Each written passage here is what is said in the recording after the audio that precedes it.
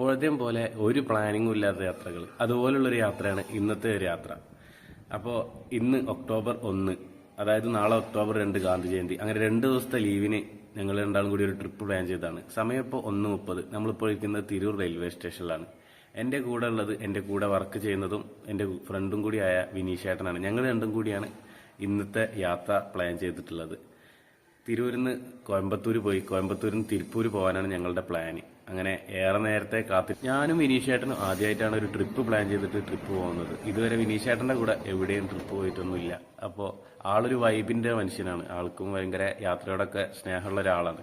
അങ്ങനെ ഞങ്ങൾ രണ്ടാളും കൂടി ഏകദേശം ഇപ്പോൾ ഷൊർണൂർ റെയിൽവേ സ്റ്റേഷനിൽ എത്തിയിട്ടുണ്ടാവും. ഞങ്ങളെടുത്ത ജനറൽ ടിക്കറ്റ് ടി കാണിച്ച് ഞങ്ങൾ ചെയർക്കാറിലേക്ക് അപ്ഡേഷൻ വാങ്ങി. 15 രൂപ വെച്ച് രണ്ടാൾക്ക് 30 രൂപ അടച്ചിട്ട് ഞങ്ങൾ ഇപ്പോൾ ചെയർക്കാറിൽ ഇരുന്നിട്ടാണ് യാത്ര ചെയ്തുകൊണ്ടിരിക്കുന്നത്. പൊതുവെ ട്രെയിനിൽ തിരക്ക് കുറവാണ്. ഏകദേശം വർക്ക് ടൈം ആയതുകൊണ്ടാവും